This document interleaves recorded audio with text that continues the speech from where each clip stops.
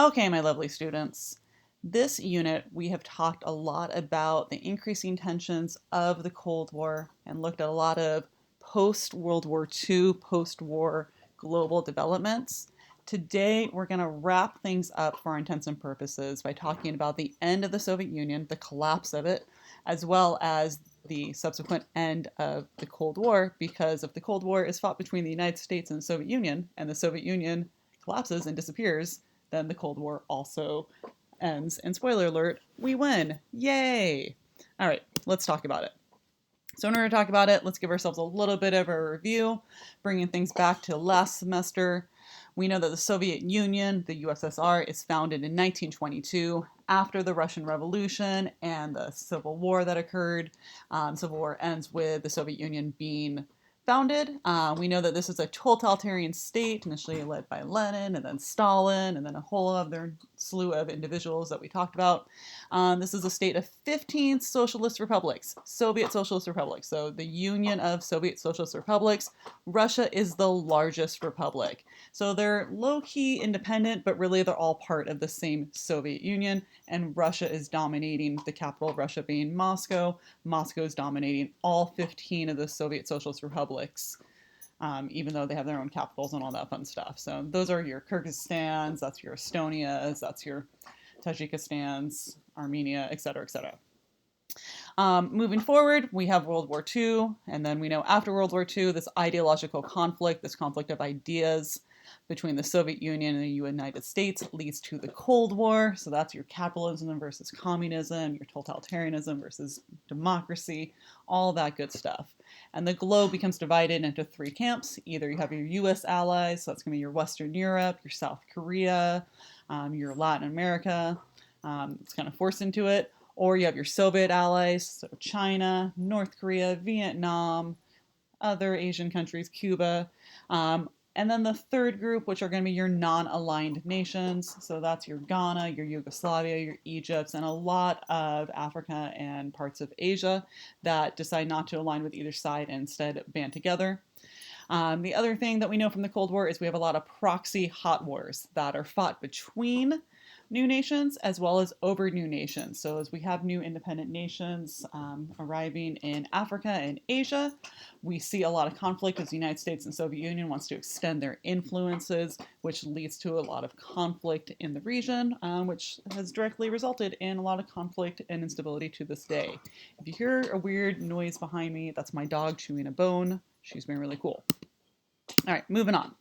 So as we talked about last week, we saw that following the 1970s, we saw a period of detente, and we saw a period where things were kind of calming down because that whole fear of like nuclear holocaust and destroying ourselves made people chill out a little bit. But then the 1980s happened, and guess what? Detente ends. The SALT treaties, so we know that SALT 1 was pretty positive. We saw strategic limitation of arms. Everyone was super happy about it. They tried again with SALT 2, and it fails. They cannot come to an agreement. The Soviets think one thing, the Americans think the other, and neither side can come to any agreements. It's pretty bitter. In addition, in 1979, that same year, the Soviet Union is going to invade Afghanistan, which is a country just below them, just south. They want to extend their influence. That way they can get more into the Middle East and influence more of the Asian continent, especially as China has now broken away from the Soviet Union. Soviet Union wants to extend their influence in Asia. The USSR in the United States is known as the Evil Empire. Our president, President Reagan, constantly refers to the Soviet Union as the evil empire and inspires a lot of fears. In addition, now we're scared of the Soviets. They're building up their missiles, their nuclear weapons. We're building up our weapons. It's pretty scary, so we have increased fears of nuclear holocaust. In addition, in the US, we are getting all up in Latin America in the 1980s, so that's really when we're getting a lot of the civil wars in El Salvador, Guatemala, Nicaragua, etc. So the United States is going to interfere and invade, as I said, Nicaragua, Granada, which is an island nation, and Panama, which you might recall us talking about a little bit last semester. So just so we're aware, these are all things that are happening in the 1980s and making things feel more complicated. Moving on. As we know, the Middle East is a period going through a lot of shifts and a lot of conflicts are happening, and a lot of that happens in the 1980s. So we know that Iran, they've had their Islamic revolution, establishing the Islamist country of Iran. Their goal is to dominate the region. They want to be the most powerful Islamic state. Some could argue that they're still trying to do that to this day. In the 1980s, they're really flexing themselves. They're really feeling good and really trying to dominate and extend, which leads to, unsurprisingly, a lot of conflicts. There's a lot of conflicts in the Middle East in the 1980s. So Lebanon has a really brutal civil war that's fought between the Lebanese factions, between Christians and Muslims in Lebanon. Iran and Iraq have a very brutal 8-year war in which the United States, spoiler alert, supports both sides, which is pretty shady. And then Israel and Palestine. The Palestinians are going to really start to rebel against the Israelis in a movement called the Intifada, which we will talk about so much in our next unit when we're looking at the Middle East. But a lot of conflict between the Palestinian peoples who are trying to advocate to gain statehood and the Israelis who are not feeling comfortable giving that to them. In the Middle East, we also see a lot of anti-American sentiment, and that is primarily due to our support of this country, Israel. The rest of the Middle East does not like us for that. And anti-American sentiment, beliefs, people are really not liking America, and that is going to continue to build in the 1980s. Moving on, moving a little southwest to another continent, Africa. By the 1980s, it is entirely decolonized, meaning that there are, at that point, 51 independent nations. Burkina Faso will become a new nation in 84, but there are no colonial powers, no foreign European colonial powers, although there still is some low-key African colonialism amongst themselves. But the continent is entirely decolonized, and there's no European power. Despite gaining independence, there still are a lot of struggles between political disputes between nations and within nations. We see a lot of economic issues are plaguing the countries despite social gains. And a lot of problems are pursuing. And that is directly due to decolonization, because even though they gain independence in a deficit. These countries are still struggling on how to best rule themselves and make the best economic choices for themselves. So what we're noticing here is a lot of instability, a lot of change is happening in these regions, a lot of conflict in Asia to an extent, in Latin America, the Middle East, and Africa especially. We're seeing a lot of conflict happening all around the world. Speaking of Latin America, a little more. Latin America in the 1980s, we see that they have a lot of economic growth. So we see economies growing, as well as a lot of political change. Mexico, Argentina, and Brazil, 3 of our largest nations in Latin America, also have the largest economies, and they're going to start to dominate Central America and South America.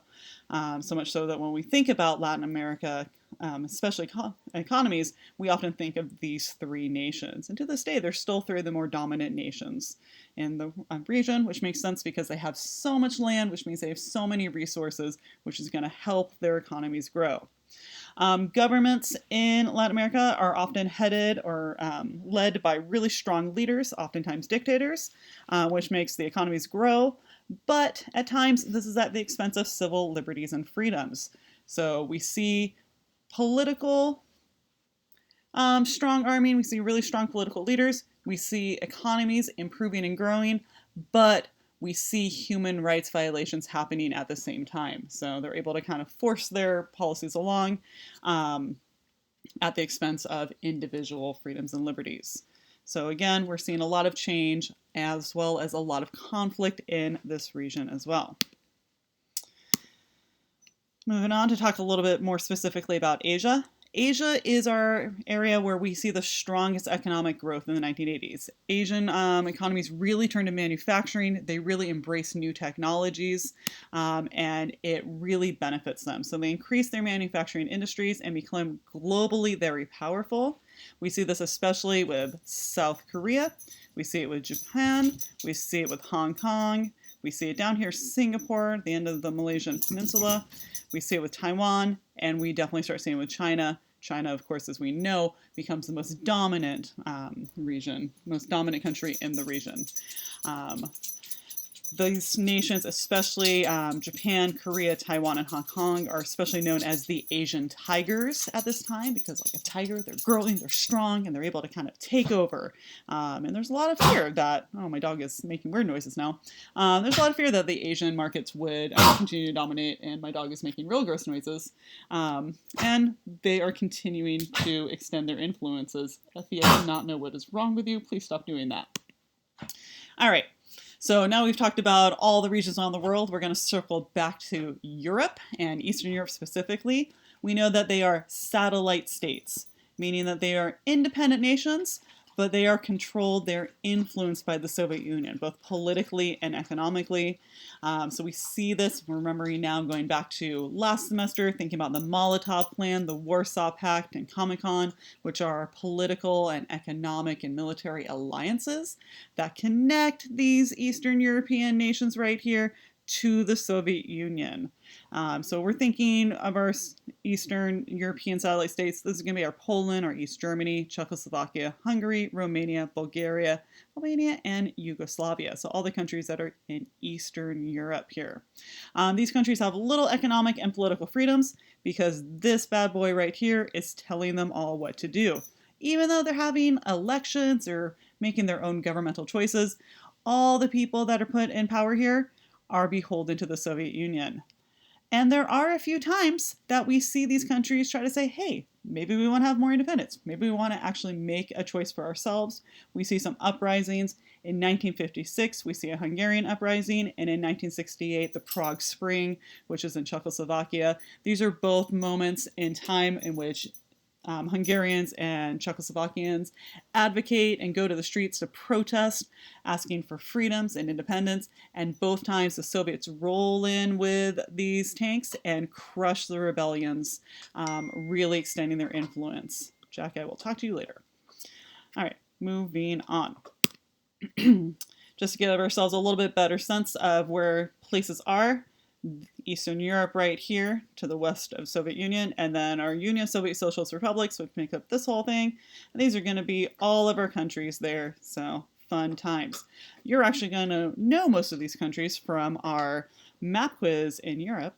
So just like we saw with Africa, once the colonies became independent, they keep the same borders. Same thing, once the Soviet Union, spoiler alert, dissolves, these 15 Soviet Socialist republics will largely remain the same, except actually get to be independent for real once. All right, let's talk a little bit more about those Eastern European uprisings. There are a handful of uprisings in the 1980s that, unlike earlier uprisings, are actually successful. The first one that we need to know about is the Solidarity movement. Solidarity, think about it, people coming together, they're all unified, they're all joining for the same cause. This starts in Poland. This is the first group to successfully protest against communism, which is going to inspire the rest of Eastern Europe, as you've gone through and looked at a little bit more in class. This man right here, Lech Walesa, he leads the Solidarity movement. As we know, it starts as a union uprising, meatpacking, or the dock workers in Gdansk, Poland. They start to protest because they're like, hey, we want to start a trade union. And they're like, no, you can't. And they go on strike. Lech Walesa is the leader of that strike. And the strike spreads to the entire country. Lech Walesa is then placed in jail. But people are so upset that they continue on. And one of the things that actually makes Solidarity super successful is that Poland is a Catholic nation.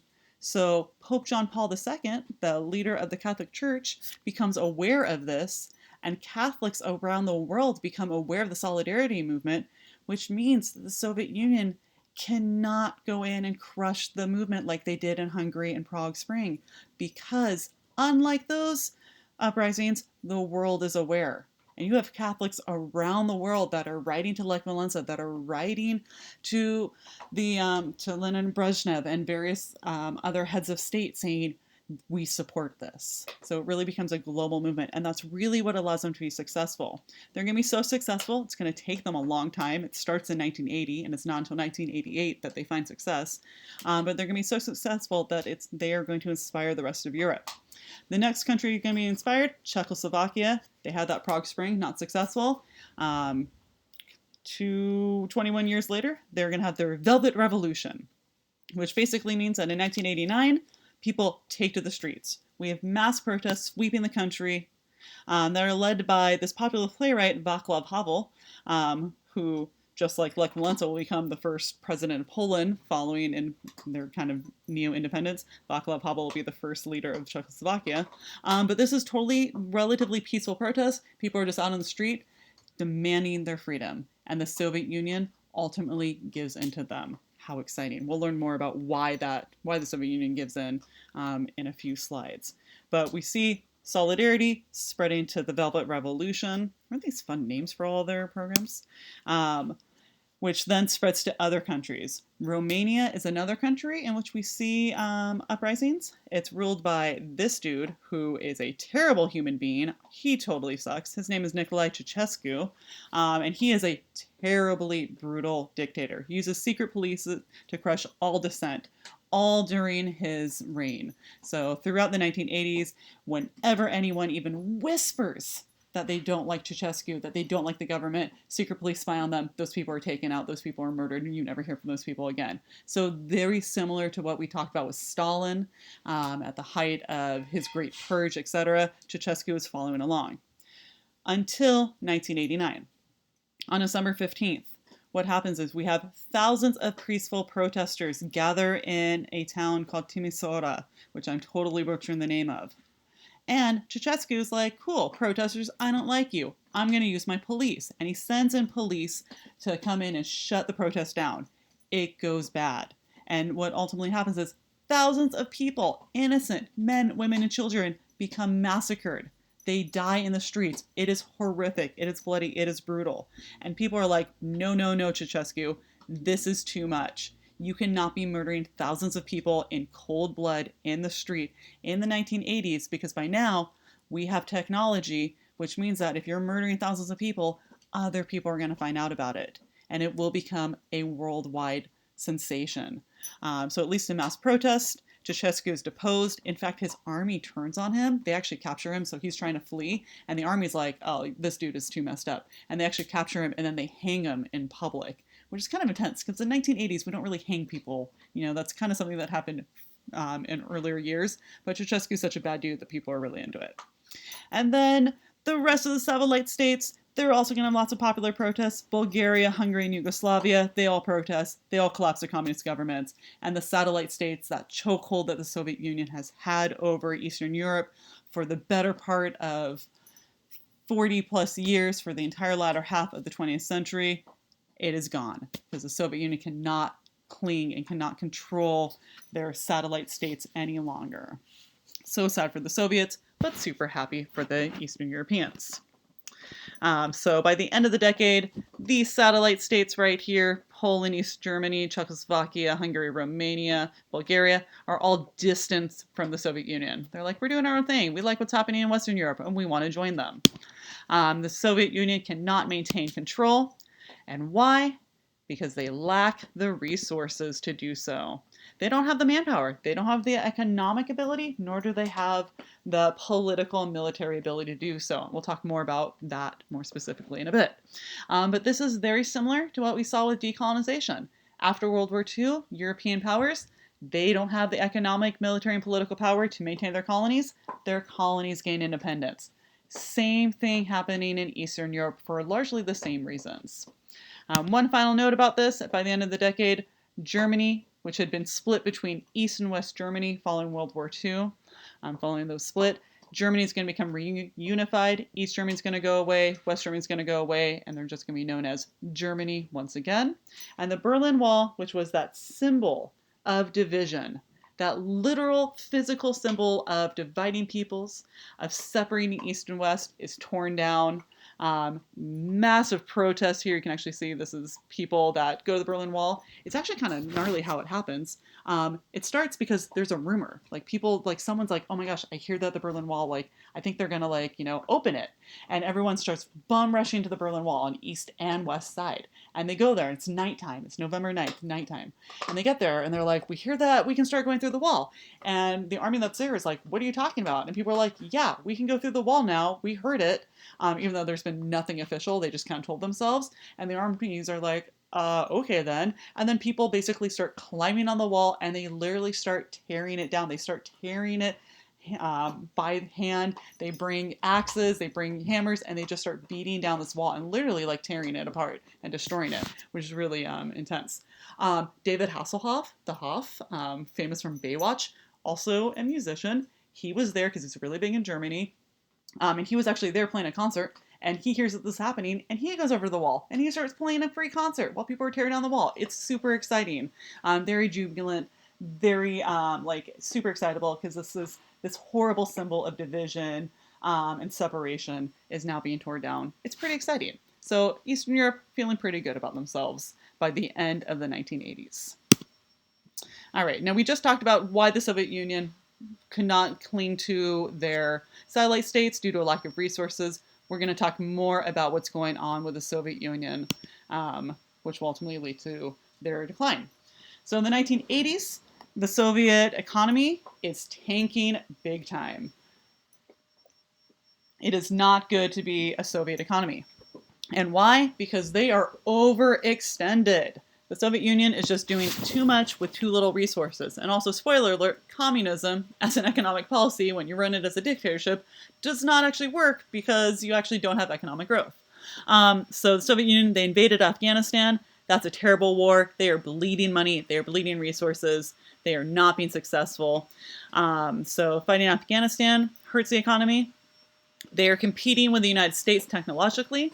Now, if you remember, the 1950s and 60s, the Soviet Union was looking pretty good. Remember, they put the first man in space, they put the first dog in space. They do all sorts of crazy stuff, and they're really successful. But then they kind of peter out. And the Americans, just like the rabbit and the hare, just getting the turtle and the hare parable, we were the turtle at first, going slow, but we kept on steady. And our American know-how, we actually then surpassed the Soviets in the 80s, and the Soviets cannot keep up with us. Even though they keep throwing money at the problem, they are not successful. There's very little industrial output because of all the programs that were set up under Stalin and subsequent heads of state. They are not successful, so the Soviets are not able to industrially compete. And in addition to that, we have people fighting within the Soviet Union. Soviets are fighting themselves. So it's just leading to a bad economy, which leads to an economic decline. This means they have fewer resources to maintain control of those satellite states. They literally do not have enough money to maintain control due to this fighting, due to this lack of industrial output, due to this conflict, and due to this lack of technological advancing. So it's not good for the Soviet economy. Externally, we see that the satellite states are protesting in Eastern Europe, and their communist allies are going away. Because remember, who was the Soviet Union's biggest ally when they first started?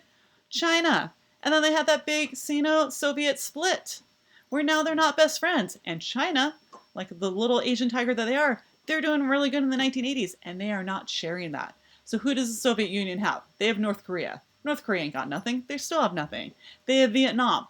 Too tiny to really do much. They have Laos. Even tinier. Can't do much. They have Cuba. That's a tiny island nation. Not doing much. So they have very few allies at this point because it's just not good for them. So we see internally their economies sucking it up big time, and externally we see their allies are either protesting or revolting against them, or they just don't like them anymore. So sad. All right, let's talk a little bit more about that regional unrest that I alluded to leading to a collapse of the economy. So another factor is we see regional unrest from the republics. Now remember, the Soviet Union is 15 Soviet Socialist republics. It covers an entire continent. It is massive, which means that there's also a lot of diversity and a lot of different nationalities, different ethnicities, different groupings, and they all don't get along. It's going to lead to conflict. So non-Russian ethnic groups are going to want self-rule. They're going to say, we heard about that thing called the Declaration of Human Rights and Self-Determination, and we would like to try that. Please and thank you. And initially, the Soviet Union, Russia's like, no, no, no. But by the 1980s, they don't have the resources as much. So they start kind of having to give in a little bit. So Georgia, Ukraine, Moldova are all, and other Muslim majority countries, so countries that are in Southwest Europe, are going to want self-rule, self-determination. They want to break away from the majority Russian state. They don't identify with the Russian culture or practices. They are not Russian Orthodox. They don't speak Russian. They don't eat Russian foods, etc. They have their own identities. And they really want to be able to have their own country to follow suit. And then in 1990, Estonia, Latvia, and Lithuania, these three Baltic nations, this is the Baltic Sea right here, they're going to declare independence and say, we are officially donezo with the Soviet Union. And it's actually like, they do some cool, peaceful protests. It's actually really cute in Estonia. They have this thing called the Singing Revolution, in which literally the 300 or the 3 million, I can't remember how many people there are in the country, but hundreds of thousands, 300,000, they get together and they literally like link hands across the nation and then they sing songs. And it's so cute, and around the world hears about it, and they're like, oh my gosh, Estonia, they're just singing songs because they want freedom. That's cute. We support them. And the Soviet Union's like, we probably can't murder all those people because they're just singing songs, so they have to give them independence. So in 1990, Estonia gets independence, and then Latvia's like, hey, that's cool. We want independence too. So then they declare independence, and the Soviet Union's like, okay, guys. And then Lithuania down here is like, hey, independence sounds awesome. We want that. And the Soviet Union's like, fine, be independent. Because they see the writings on the wall. It's not looking good for them. So by 1990, we have Eastern Europe. They're bouncing out. We have Georgia, Ukraine, and Moldova down here in the Southwest. They're starting to advocate for self-rule. And then we have the Baltic states. They are piecing out of the Soviet Union. Nobody wants to be part of the Soviet Union. It's so sad for them. They used to be so popular. And that lack of popularity leads us to the end of the Soviet Union. Dun, dun, dun. Just kidding. We're still doing this. Sorry. So the Soviet response to all this, they can't afford to keep control of their republics. Why? Because they have no resources. So they cannot keep control. They have to let go of Estonia, Latvia, Lithuania. They have to let go of Georgia, Armenia, Ukraine, Moldova, all these countries. And it's only a matter of time between the Kazakhstans, the Uzbekis, the Turkmens, the Kyrgyz, the Tajikistans, the Azerbaijanians. They all start asking for independence as well. All right. So just to give us a sense of Russia, we see just how unique and distant they are. There are a lot of different ethnic groups here. We see a majority Slavic, but then we see a lot of other people, Turkic, Armenian, Uralian, etc., etc. So a lot of different groups in the Soviet Union. They are very distinct and diverse. All right. And that leads us to the end of the Soviet Union. Dun, dun, dun, finally.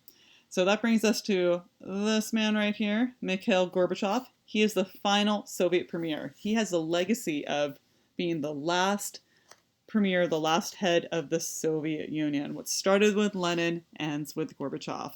He's elected in 1985. He's elected as like kind of a new candidate. He's like, y'all, I'm going to bring some new stuff. I'm going to bring some new flavor, bring some new spice to the Soviet Union. And the Soviets are like, cool, we're down with that because so far the 1980s have not been a good look for them. So he becomes the Soviet premier. He immediately renounces the Brezhnev doctrine that said we're going to roll into any country that uprises, that rebels against us. The Brezhnev doctrine is what gave the Soviets the legitimacy to go in and crush the Prague Spring. So Gorbachev's like, we're not going to do that anymore. That's crazy. That's way too much resources. We don't have the ability to do it. He's also going to pull back on military presence around the globe and try to reduce tensions with the Soviet Union. And in fact, he's going to meet with Reagan, our president, a couple of times during this time. So he's really down to like reduce tensions and make things a little bit better. But unfortunately, he's going to make things so much better that the Soviet Union's going to disintegrate underneath him. All right. So he's also going to have a couple policies. His first policy is a Russian word called glasnost, which means openness, which is going to end censorship and allow political dissent. Now remember, under Lenin, under Stalin, under Khrushchev, under Brezhnev, under Andropovnev, under the other guy whose name I'm forgetting, they don't allow people to think for themselves. And they definitely don't want people to talk about it. They're like, no, no, no. You think what we tell you, you do not disagree. But Gorbachev is like, in the 1980s, people are talking about this. They have phones. They're calling each other. Email is like low-key, I think, happening. And he's like, you know what? We have to allow people to have some freedom. We have to allow them to kind of think for themselves, because if not, they're going to get too bitter and they'll rebel against us. So let's give them a little bit of freedom. And that first bit of freedom is glasnost, which means openness. In addition, it's going to reopen churches, because technically during this time, under communism, under the cult of Stalin and cult of totalitarianism, there's been no religion. But people are still practicing. People are still very deeply religious in Russia. And Gorbachev is going to kind of read that and be like, let's let the people have their churches once again. His other big program is perestroika, which is going to restructure the government and the economy. Because it's going to be like, our government kind of sucks because people do not like us, and our economy is being really terrible. Remember all that lack of industrial output and lack of growth. So let's restructure that. He's going to reduce the government size. There's way too many people in the Politburo, way too many people in the Soviet bureaucracy. Let's streamline. Let's get rid of all the people we do not need, especially the people that are just there because they're friends of friends, and reduce the size. Let's allow private ownership. So going back to Lenin and that new economic policy, let's allow people to have a little bit of private ownership, which will hopefully then boost the economy. And finally, he's going to allow some democratization. So he's going to be like, guys, I have a crazy idea. When we have our elections, we're going to allow voters to choose their own candidates. Whoa, that's crazy. Because prior to this, the Soviet government basically said, these are your candidates, you can choose from them. And they basically like gave the people the options. And spoiler alert, the options were all basically the same because they were all people that were super loyal to the Soviet state. But now people could choose, people could nominate and say, hey, you know what? I really like this dude in my neighborhood. I want to nominate him. Isn't that crazy? What a fun idea to just have a little bit of democracy, have a little bit of choice, a little bit of freedom. So these are his three programs: glasnost, perestroika, and democratization, giving people some more freedoms in the 1980s. Fun times. So that happens for a couple more years, which leads us to 1991, which is the year when everything goes down. It's the final year. Now, in 1991, Boris Yeltsin, this cool guy right here, he's elected president, June of 1991. People are like, Gorbachev, you're going to stay as the premier, but Yeltsin's going to be the president. So it's kind of like they share power. Yeltsin's going to become the president of Russia. Gorbachev is the premier of the Soviet Union. It's a whole thing. But Yeltsin is kind of put in power because people are like, we're not sure about Gorbachev and we want to have someone else. But he's going to work with Gorbachev to bring more democracy to the Soviet Union. So initially people are like, we think Yeltsin's going to like put Gorbachev in his place, but instead he works with Gorbachev, which then means some people are not happy about this. And in August, so just a few months later, we're going to see a coup attempted in which Soviet hardliners, people are like, you know what I like? Stalin. Let's go back to that. All these freedoms, this isn't working for us. And Yeltsin, you were supposed to control Gorbachev, and instead you're going with him. So what they do is they go to Gorbachev, who's like hanging out at his, he's hanging out on vacation. He's at his vacation home. And the Soviet hardliners send the armed forces, they send the army to place Gorbachev under house arrest. So they lock him in his house. And then they send the rest of the armed forces to occupy Moscow and occupy the government buildings and be like, you know what? Government, the army is in charge because we're going to take things back. But it fails after 2 days because the army is like, no, we don't like this. We're not feeling good about arresting Gorbachev. He didn't do anything to us. We're not feeling good about occupying the building because that's not really our look. And they basically peace out. So this is kind of the last gasp of Soviet hardline communism, totalitarianism. And it's really going to signal the end of communism and the end of the Soviet Union. If these hardliners cannot keep Gorbachev and Yeltsin under control, they're going to keep giving freedoms, which is going to ultimately result in the end of the Soviet state. So after the August coup, several Soviet republics, they declared their independence. They're like, you know what, Estonia, Latvia, and Lithuania, they had it right. So Moldova, Georgia, Armenia, some of the Kazakhstans, or some of the Stans, etc., they're going to declare independence and be like, we are done. And it's just like they are bleeding republics. And by December 25th, a Christmas gift to the world, the Soviet Union is formally dissolved because so many of the republics have broken apart. It's going to be replaced by 15 Commonwealth of Independent States. So those 15 Soviet Socialist republics are now independent states, and they join a Commonwealth because they're like, you know what, we've been working together for the last 50 odd years, JK, for the last like 80 years, I can do math. So we're going to keep having some connections. And Yeltsin is now president just of Russia. I will check in later. So he's now president of Russia. And the former Soviet Socialist republics elect new government leaders, restructure their governments. They're finally independent and free, which is really kind of crazy to think about because for some of these countries, this is the first time they've ever been independent because they were part of the Austro-Hungarian Empire and then they were part of the Soviet Union. And now for the first time in their life, they get to be free. Which is a really amazing thing. It's a really magical time. It's unlike any other time in human history and is so important and so powerful. And for so many people, they did not think this would ever happen in their lifetimes. The monolith and the immensity of the Soviet Union was so massive. And to have it end and to have it end so quickly was just something that was unfathomable for so many people around the world. So here we see all these new countries that went from being controlled by the Soviet Union to being a Soviet Socialist Republic to being free for the first time in their lives, which is, like I said, I just can't even emphasize just how powerful and how important that is. All right, so to kind of wrap things up, we're in the home stretch, y'all. Let's talk a little bit about Russia with Yeltsin, who's looking so happy right there. After the end of the Soviet Union, the economy, which is already not doing so great, completely tanks, completely plummets massively.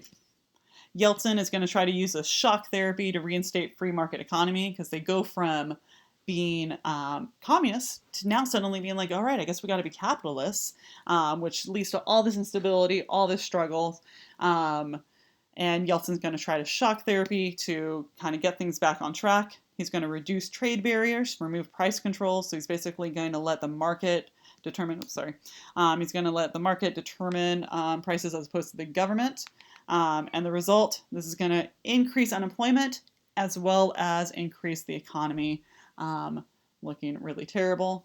So it is not successful, unfortunately. Politically, we see some other conflicts. So in the region, because as we see instability spread across the region, we see that lead to a lot of conflict amongst the peoples within the regions. One specific area is an area called Chechnya, which is in southwestern Russia. It's just northeast of Georgia, right here in the tiny southwestern end of the country. So it's a predominantly Muslim area in southwestern Russia. They're going to declare independence in the early 90s. They say, you know what?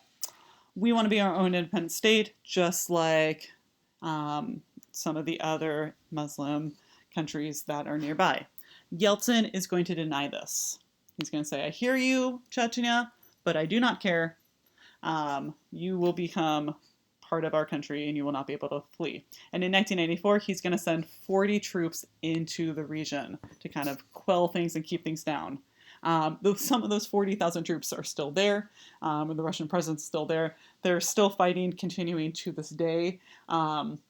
Chechen rebels have been connected to terrorism. So if you remember the Boston bombing of the Boston Marathon a couple of years ago, those were actually Chechen terrorists that were responsible for that. They've been responsible for terror inside and outside of Russia for decades since. It's really brutal, super intense, and really sad for the people who live in that area who have to continue to deal with instability. Because think about it, in 1994, that's 26 years ago. To have fighting continue on is just horrific. That's people's entire lives. Yeltsin, due to primarily Chechnya, as well as the terrible economy, is going to resign in 1999, and he is going to be replaced by this man right here, looking real cool, a man named Vladimir Putin, who's been in control ever since. He's going on his 21st year in charge of the Russian government, and as we learned last week looking at current events, we know that he just replaced his entire cabinet, giving himself even more control. He is a child of the Cold War. He's a child of Stalin. He would like to bring Russia back to that era, and we see a lot of similarities between the Soviet state and between what's happening in Russia to this day. But Putin is largely put in place because of the Chechnyan crisis, because people want a strong leader to respond to all the terror and devastation from the Chechens. So finally, this brings us to the legacies of the Cold War. Now think about it. We've been talking about the Cold War since probably November, definitely December, for a long time now. And the Cold War lasts for 40 plus years, from the end of World War II until 1991. And its impacts are still being felt to this day, just like we see the impacts of decolonization being felt in other regions around the world. So for former satellite and Soviet states, economies are a continued struggle because consumer good production is initially limited. So people cannot get the basic items and needs and things that they need to exist. We see a lot of political upheaval, which leads to many changes, because when you don't have consistent governments in control, it leads to power vacuums, which leads to conflict, which leads to continued frustration and a lack of ability to respond to human basic needs, etc. As well as some leaders are practicing Soviet-era techniques. So we see, like with Putin and other leaders, still practicing a lot of the same things that happened during the Soviet Union, trying to limit freedoms and maintain strong control, such as secret police, authoritarian practices. And unfortunately, these are things that we're seeing happen in some respects, seeing a resurgence of these things happen now in the 21st century. And then socially, we see a lot of struggles with ethnic minorities being persecuted by majorities. There's a lot of violence. That's actually what our focus in our next unit is going to be all about, looking at how these political and economic instabilities really lead to violations of human rights, and especially persecutions of minorities. So these tensions existed during the Soviet era, but they were kind of kept down because everyone was kept down during the Soviet era. But then with a little bit of freedom, we really start to see this increase, which is really terrible. Continuing, we see political shifts. So the United States, we win the Cold War by default, because if person A is fighting person B and then person B goes away, person A wins. So yes, we win the Cold War. Continuing, look, another war that we win. How fun. Asia is continuing to grow economically and become very globally dominant. This growth is going to continue, and it's continuing to this day. They're some of the strongest, largest economies. And we see a lot of conflict and tension arise because of that. Latin America, Middle East, and Africa are dealing with the repercussions of the Cold War, dealing with the repercussions of independence, and the subsequent recent conflicts resulting from both of them. So we still see Latin America, Middle East, and Africa still picking up the pieces, because for many of these countries, the wars that they fought were not that long ago, And the effects of the wars are still being felt. I mean, think about it. El Salvadorian, Guatemalan Civil War, those wars were wars that lasted for decades. Iran and Iraq, where millions of people died in that 8-year period. A lot of death and devastation from this time period. So even though the Cold War is over, a lot of the impacts continue. And that is where we will end. Congratulations, you made it through this lovely long lecture talking about the end of the Cold War. Pretty exciting. I remember when I was in school, I never learned about when the Cold War ended, and I always wondered, but none of you will wonder because now you know. So what are our big takeaways? That even though the Cold War ends, even though the United States wins, we still see a lot of upheaval, we still see a lot of instability, we still see a lot of devastation, which leads to a lot of violations of individuals and citizens around the world, much of which is still being felt to this day. And that is where we will end this unit. Next unit, we'll start looking at more specifically some of these regions and looking to see and honor the legacies of what had happened. But congratulations, you're done. You've survived, and I look forward to discussing this with you in class next week. Have a good rest of your day and night. Bye.